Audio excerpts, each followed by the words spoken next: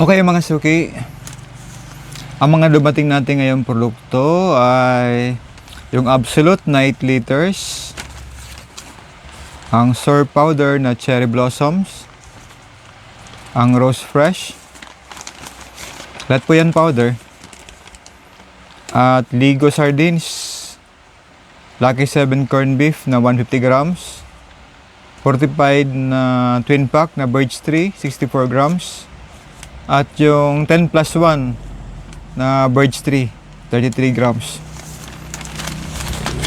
At yung Bear Brand na 33 grams, yung Swak, Nescafe 40 grams, Creamy White na twin pack, original na Nescafe twin pack, Coffee Mate na 50 grams, Milo na 24 grams. O ayan.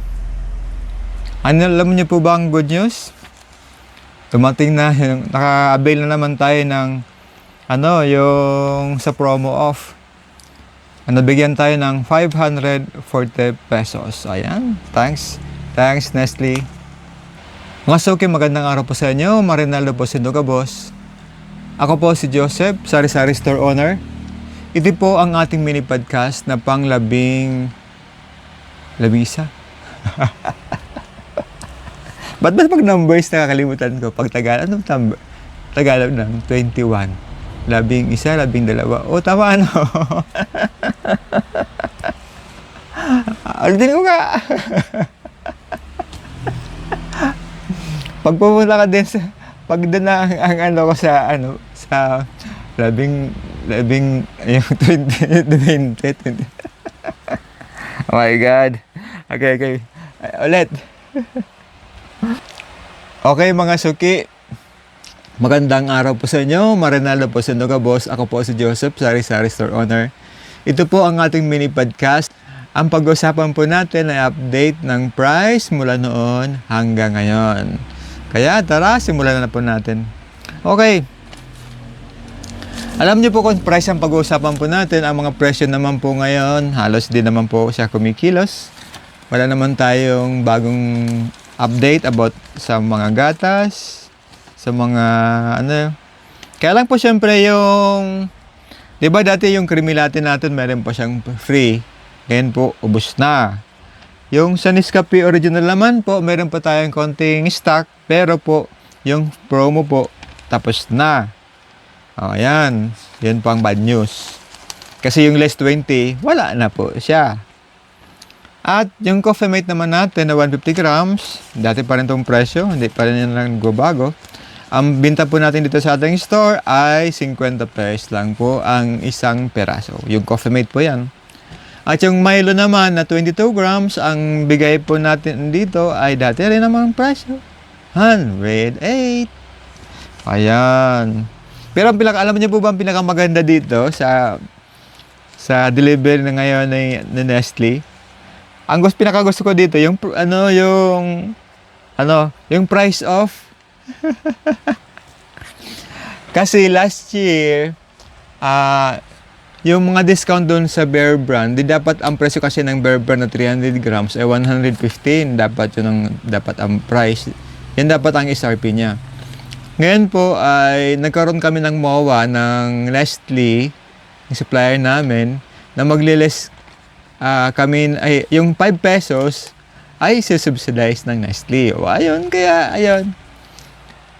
Yung mga bawat mabinta kong Nestle na 300 grams na Bear Brand, yung 5 pesos no na off ay subsidized ng Nestle. Okay. Kaya ngayon, binigay na sa akin yung mga subsidized na 5 pesos. Kaya ito yun ang good news. At dito naman sa tubig, meron ba discount dito? Ay, meron. Dito naman sa mga Absolute. Teka, sabi ko na. Yung Absolute naman, meron naman tayong ditong discount. Yung binili kong 6 box na tubig, ang na-discount po natin ay 60 pesos. Very good na po yan. At sa dito naman sa sa mga sabon ay wala to. Walang Pero ang ano ko dito ay meron akong coupon. Nabigyan tayo dito ng coupon na 180 pesos. Coupon po dito sa mga sabon. Yung powder, cherry blossoms. Nabigyan tayo dito ng ano, ang nabigay sa atin ito ay ano, yung token. Alam nyo kasi dito sa ano, sa yung mga iba-iba nating supplier, let's say mayroon ngayong silang si sales, bibili ka ng yung para bang minimum ay nakalagay siya sa ano, halimbawa, let's say bili ka ng worth nga 2,000 o kaya 3,000.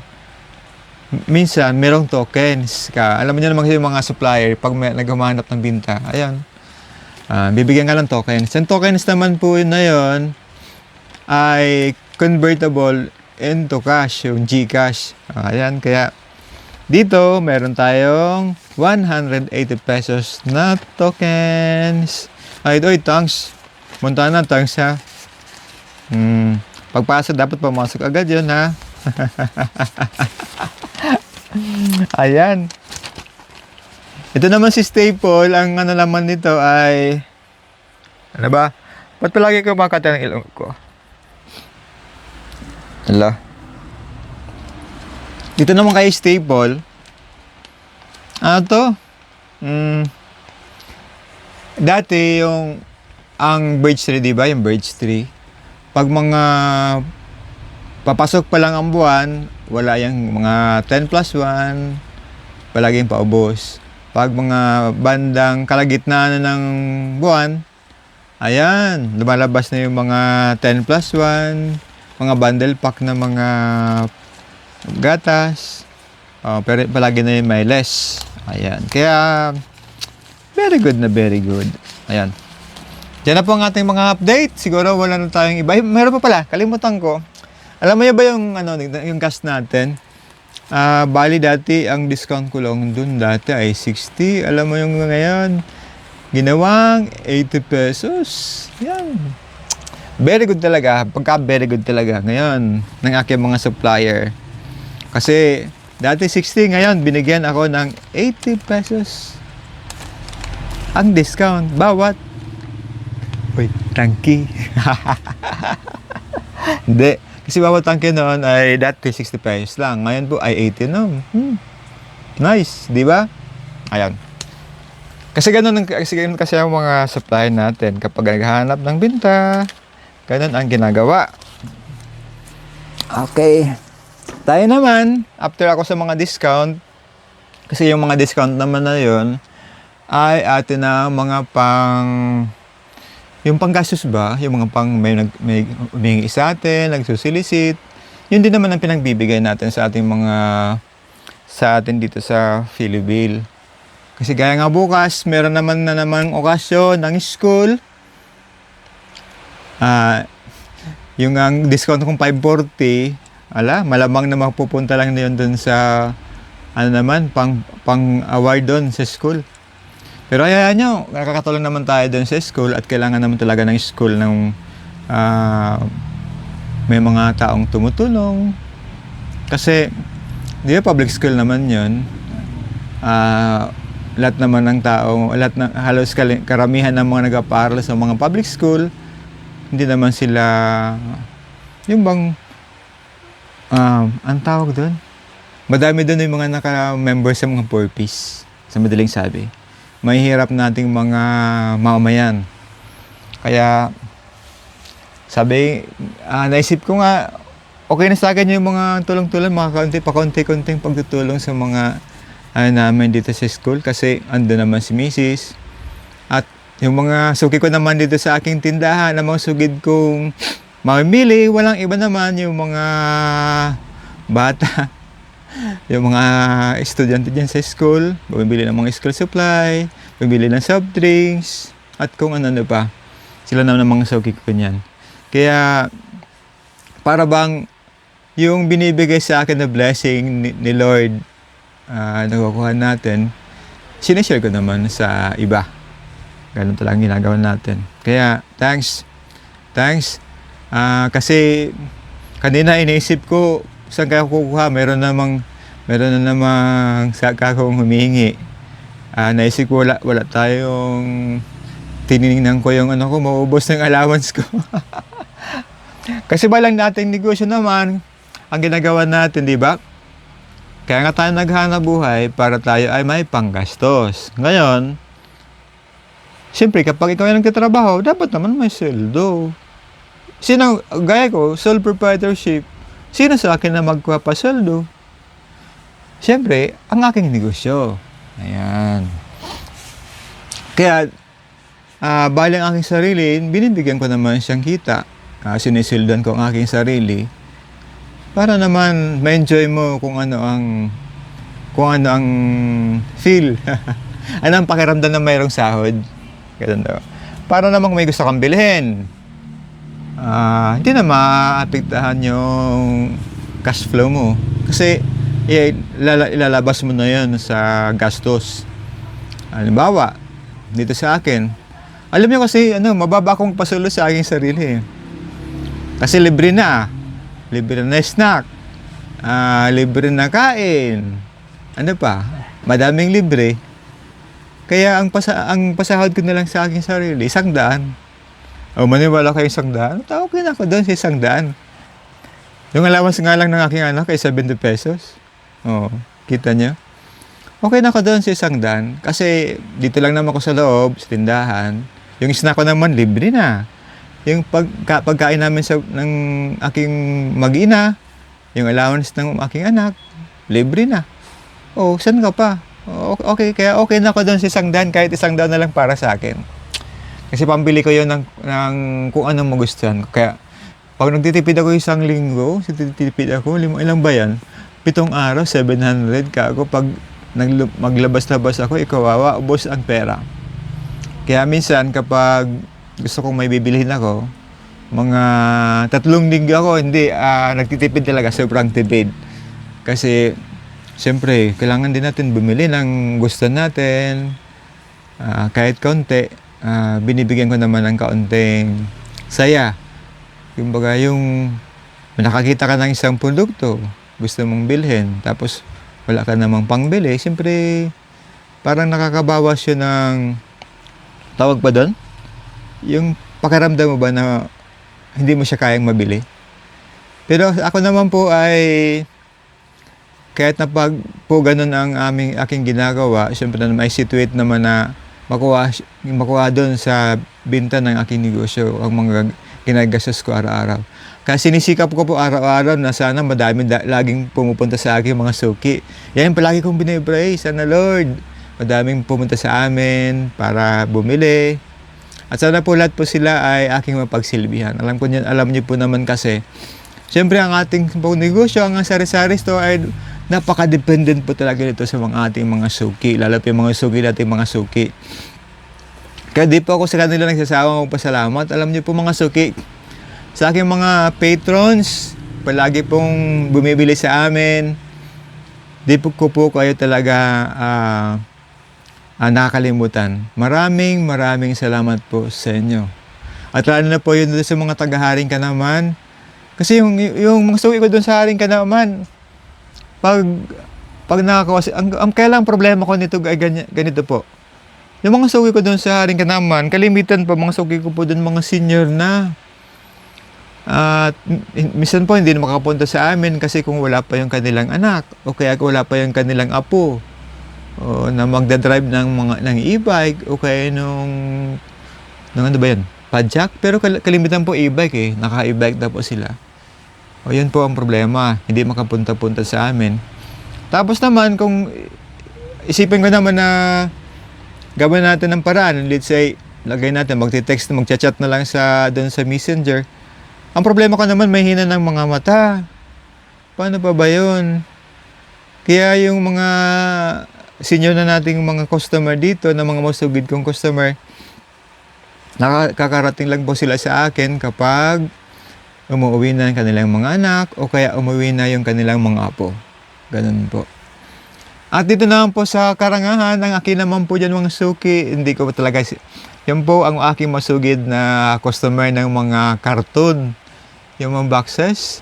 Halos araw-araw po talaga siyang bumibili sa amin ng mga boxes, yung mga empty boxes. Kasi ginagamit natin nila lalagyan ng pagkain. pang-cater doon. At ang iba naman po ay yung mga teenager na bumibili sa amin ng mga cartons ay ginagamit doon sa paggawa ng mga props nila sa school. At yan po ang maganda sa sari-sari store kasi halos yung mga dapat sana ay pwede mo nang sabing basura na siya kasi kumbaga sa ay patapon na yan kasi mga boxes. Sa akin po ay nagigiba po siyang pera. Ano pa? Alam mo ba yung mga sketch paper? Halimbawa, nagprint ako ng mga papel tapos merong nagkaka-error tapos yung pangit ang print. Inipon ko rin po siya kasi pag naipon ko po siya, halimbawa makaipon ako mga 2 box, pwede pa siyang mabenta kasi ang per kilo nun ay 1 peso ata yung yung white paper ay 1 peso ang price niyan. At pati nga po yung mga tansan, yung takip na mga soft drinks, ang kilo po niyan ay 1 peso.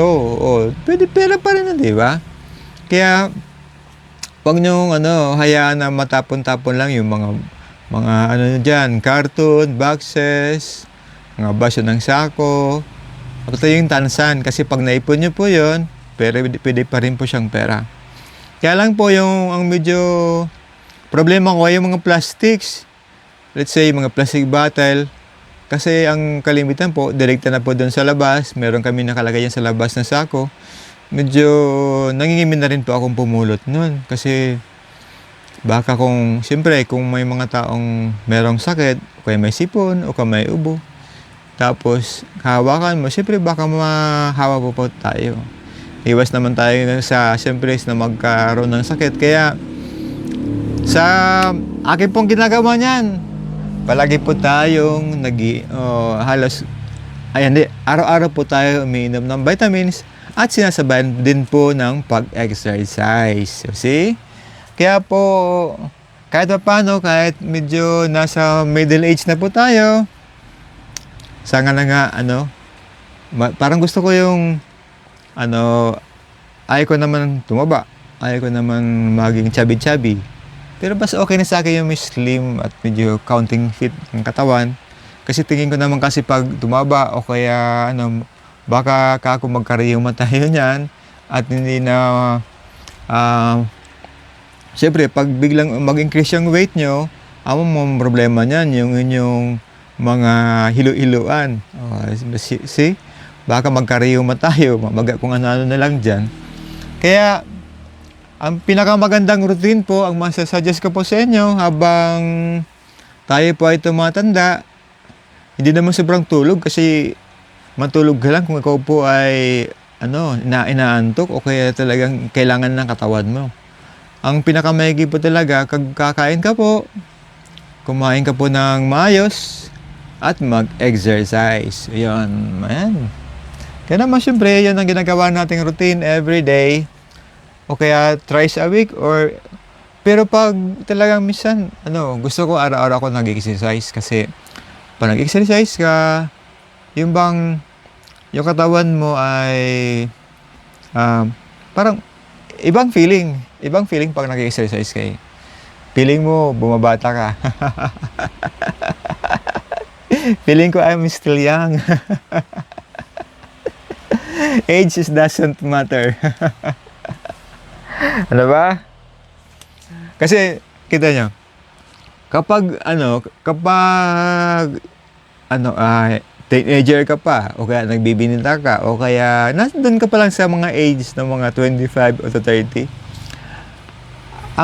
nung kabataan ko po, ang gusto ko noon nung mag-edad ako ng 20 years old, para kung gusto kong edad ay yung mga sabi ko, sana ang edad ko na ay mga 40s. Kasi pag nagkikwento ako about my insight, about yung bang mga kung ano ang nalaman ko na gusto kong i-share, na sa tingin ko naman ay very productive. Parang walang convincing power kasi you're so young. So young. Parang hindi sila mabibilib. Pero naman magkaroon naman tayo ng edad na nasa mid-year na ba yun? Mid-year crisis. Ang tawag doon? Pag ang tao daw ay umaabot na ng kalahating century. Pag umabot na ng kalahating century, nakakaroon daw ng ang tawag ba yun? Basta may crisis doon sa mga hindi ko masabi sa nakakalimutan ko talaga. Diba? Kaya yun ang nalala ko na, midnight crisis. Ito naman po, kapag dumating na po yung talagang edad nyo, halimbawa, ang edad nyo ay nasa 50s na, kasi ang edad ko ngayon 50 na eh. Siyempre, meron na pong, minsan na-insecure ka na sa pag tumitingin ka sa salamin, nakikita mo na yung madaming mga lines sa mukha, nagkaka-lines na. At yung eye bags, sabi ko, pag mawala ka ako ang eye bags ko, parang na lang ka ako akong 30 years old. Ano ba? Kasi, pag limbawa, ganitong edad mo, sa ganitong edad, tapos sabi ko, kung physically fit ka, hindi wala ka pang maintenance, ganon. Kasi ang pinapangarap ko talagang buhay ay, hindi ko naman pinapangarap na maging kung ang inisip kong buhay ay yung bang, kahit pa paano, halimbawa, kung bibigyan ako ng mahabang buhay ng God, siguro ang gagawin ko yon maging productive na citizen. Gusto ko maging productive na citizen sa ating komunidad. Kasi, ano bang silbi ng binigay sa iyo ni God? Kung di mo naman itutulong sa kapwa mo tao. O kaya, para bang gusto mong maging siyang inspiration. Ayaw ko naman maging hero. Mahirap ang hero kasi ang hero na binabaril. Ayaw ko naman maging hero. Ang akin naman po ay, kapag ang aking anak ay makapagtapos na siguro, makapagtapos na siya ng college, kaya lang problema ko nun, pag nakatapos na ng college, ang anak ko, senior citizen na rin. Kaya sabi ko ay, paano kaya yan? Kaya, habang ako ay nagdadagdag ang edad, ang ginagawa ko naman, ang challenge ko sa aking sarili, I see to it na ma-maintain ko yung weight. I see to it na gagawa ko yung aking daily routine. I see to it na I'm mentally sound. Ano ba? Ito mahirap sa ginagawa ko kasi ano ba dapat ko talagang title nitong aking mini podcast? Ito ba talaga dapat title ko nito, update ng price, or gawin ko itong ang tawag ko na lang sa aking mini podcast diary. Kaya tapos mahaba pa ang pagkikwento ko sa inyo. Alam niyo po kasi ang kamerang yan sa aking harapan, yan po ang mukha ng aking mga customer. Ganyan ko po kayo kinakausap. Alam ko naman po kasi na sa bawat isa po sa inyo, palagi po kayong may hawak na cellphone. Halos lahat na po ata ngayon ng tao may cellphone. Mga pabata, mga pamatanda, meron po silang mga dalang cellphone. At lagi po silang nag-scroll sa kanilang mga phone. At sana po sa inyo pong pag-scroll ng inyong mga phone, mapasama rin po tayo. At ma-follow nyo rin po ako sa aking Facebook page. At ang tawag doon, Facebook account. At sa akin din pong YouTube channel. Sana po ay mag-subscribe din po kayo doon. Kasi kapag kayo po ay sumusuporta sa akin, pupunta kayo dito sa aking store, nagko-comment kayo sa aking mga post, diyan ko po nalaman na andyan po kayo. At kung hindi naman po, kapag pumupunta kayo dito sa aming store at bumibili kayo, diyan ko rin po nakikita na We're alive. Kasi po ang isa po kasing sari-sari store, halimbawa, nag-evolve, kailangan natin kasing makisabay sa panahon at kailangan din nating paano kung nga ba kayo kakausap kung hindi ko gagamitin ang technology. This is my way of communicating sa aking mga suki. Kasi po, kung wala po kayo, wala rin po ako dito ngayon. Kaya po mga suki, bilang po pasasalamat ko po sa inyo, hindi po ako sa inyo magsasawang gumawa ng content na makapag-inspire man lang o kaya makatulong man lang sa inyo na kahit konti, kahit na lang yung para bang gusto mo lang makinig, gusto mo lang makinig ng kwento. Parang kanan lang. Kasi sa mini podcast po kasi, ang setting po ng mini podcast, alam niyo po ba yung nandun ka sa radio station, yung pinapakinggan mo siya tuwing madaling araw o kaya tuwing hapon.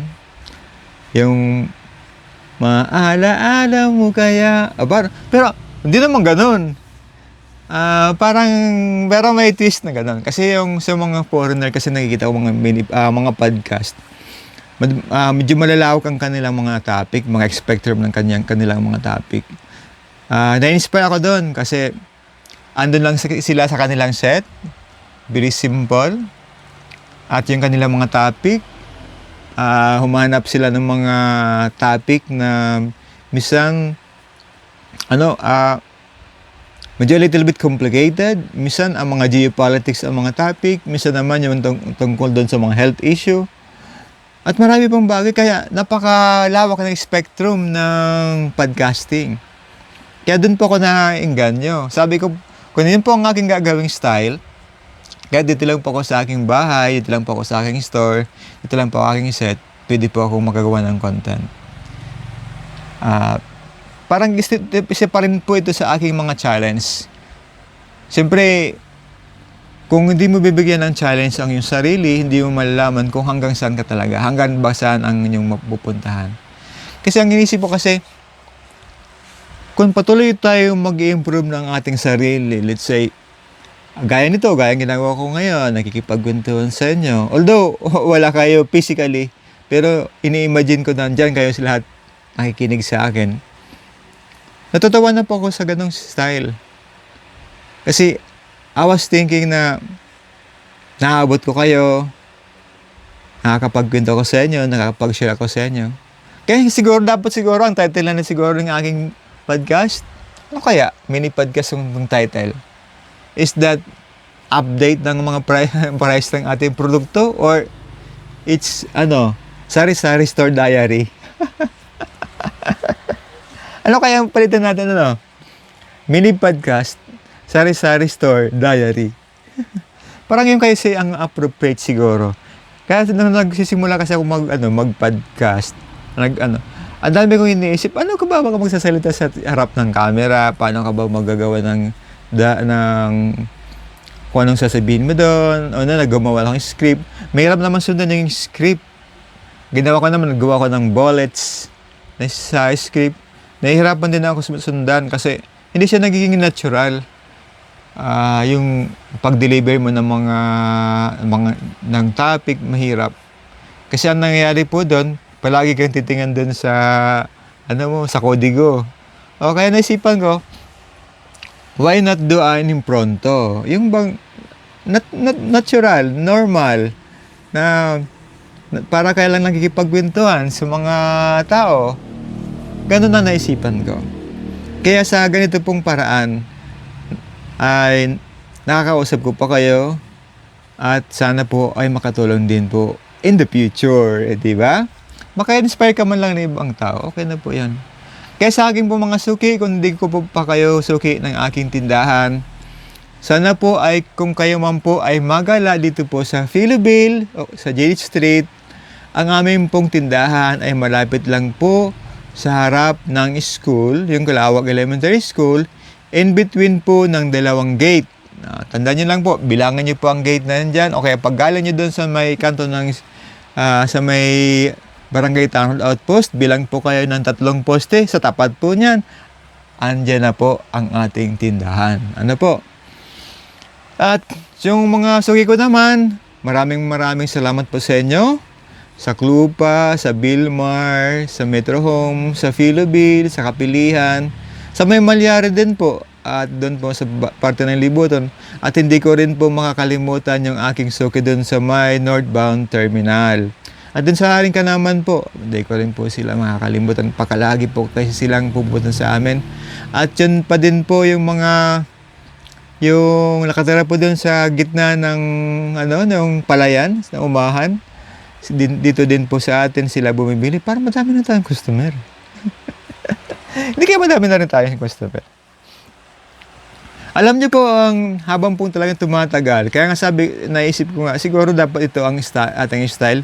Lagi ko kayong kakausapin kasi naman ko kayo kinakausap, parang sa tingin ko mas dumadami ang aking blessing.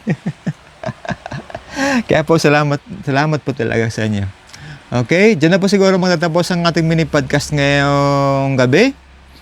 Ngayon po ay araw ng Huwebes. At alam nyo naman po, ito po ay aking pinag-record ng Huwebes na gabi.